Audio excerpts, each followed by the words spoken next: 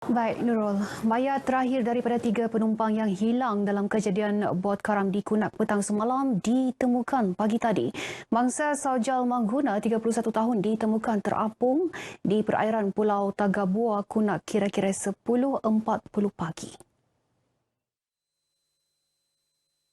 Menurut kenyataan Ketua Polis Daerah Kunak, Superintendent Sabarudin Rahmat, identiti mayat disahkan oleh keluarga mangsa yang merupakan warga Filipina. Semalam, 2 lagi kanak-kanak ditemukan lemas merupakan anak mangsa.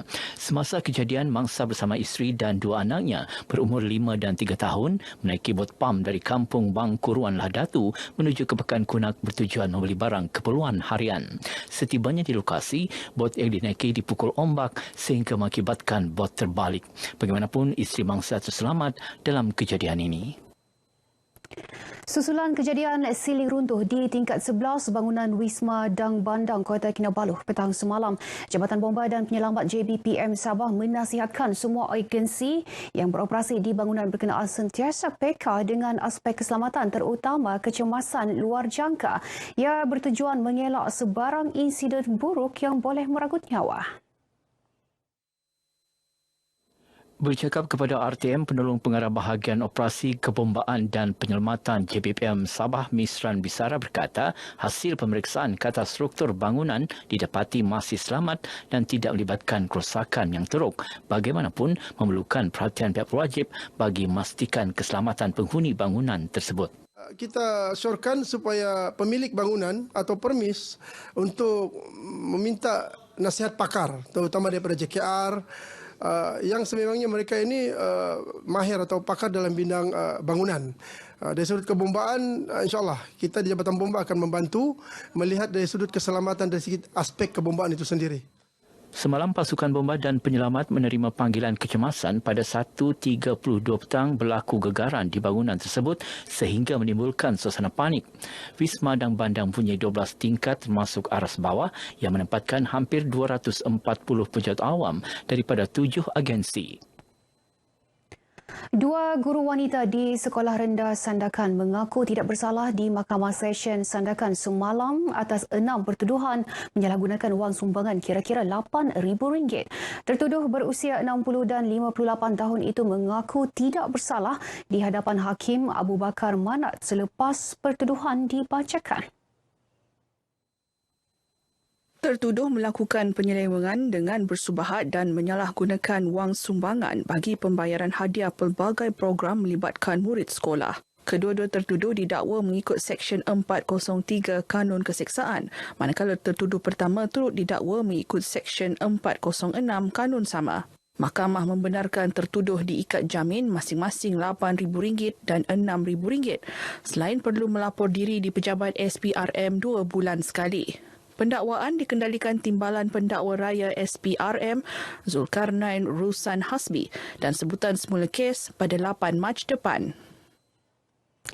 Nasib penduduk terjejas kebakaran di kawasan Setinggan Batu 2.5 Tawau terus mendapat perhatian pelbagai pihak. Terbaru, 62 ketua isi rumah terlibat menerima sumbangan tunai, barangan elektrik serta keperluan dapur disampaikan Pembantu Menteri Kewangan yang juga Wakil Rakyat APAS, Datuk Nizam Abu Bakar Titingan.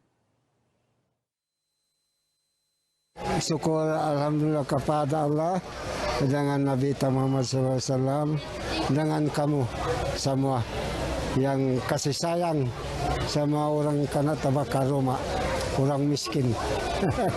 Habis barang-barang tidak ada, icebook, tinggal pakaian.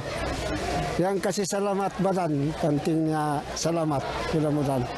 Semua hangus, sangat semua, tinggal baju, celana itu saja semua habis terbakar.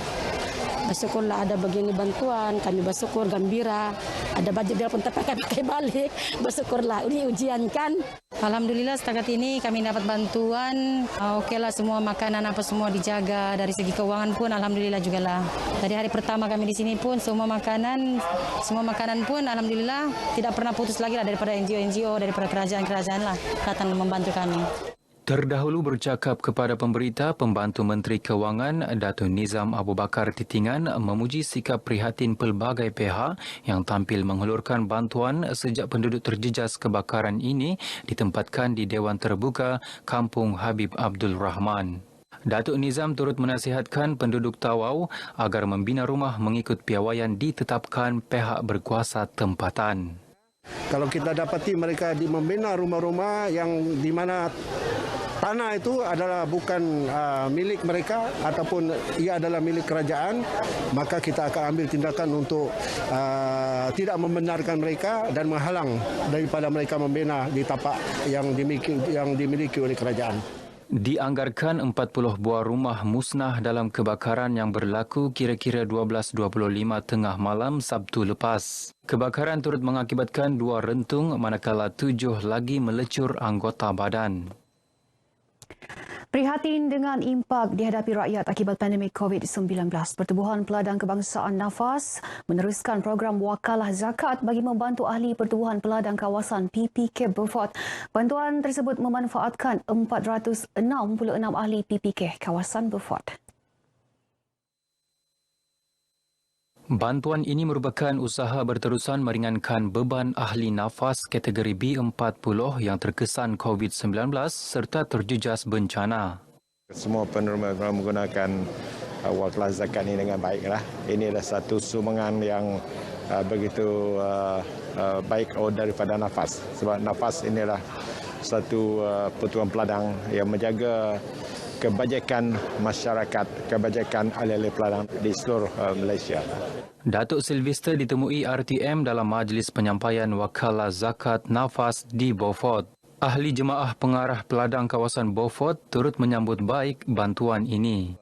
Kita rasa melihat nafas ini sangat prihatin untuk memberi wakalah zakat ini dan mungkin ada lagi kemudahan-kemudahan daripada nafas yang boleh disalurkan kepada PKK khususnya di daerah Beaufort, amnya di negeri Sabah.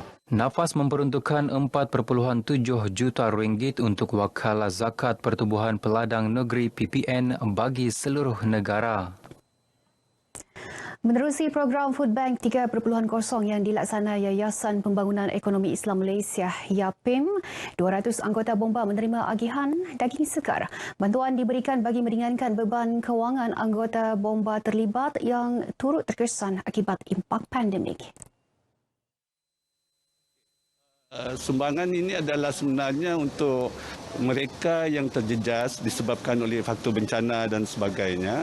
Ini juga kita berikan kepada frontliner sebagai rasa tanggungjawab sosial YAPIM kepada masyarakat yang menghadapi saat-saat kritikal lah dari segi makanan dan sebagainya. Ini adalah satu penghargaan daripada pihak YAPIM kepada pegawai-pegawai bomba di atas tugasan mereka sebagai pasukan frontliner. Jadi daging yang akan diberi ini kita akan agihkan kepada pegawai kita, terutama sekali pegawai kita yang berada di dalam kesusahan atau kesukaran lah. Menerusi program sama yang dilaksana sepanjang tahun lepas, YAPIM berjaya mengagihkan 6,250 pek daging segar kepada pelbagai lapisan masyarakat khususnya golongan B40 di seluruh negeri melibatkan perbelanjaan lebih RM300,000. Baik, paparan berita tadi berakhiri perkembangan dari negeri di bawah Bayu. Untuk lebih banyak perkembangan semasa, teruskan kesetiaan anda bersama Berita Wilayah. Kembali bersama Nurul di Angkasa Puri. Silakan, Nurul.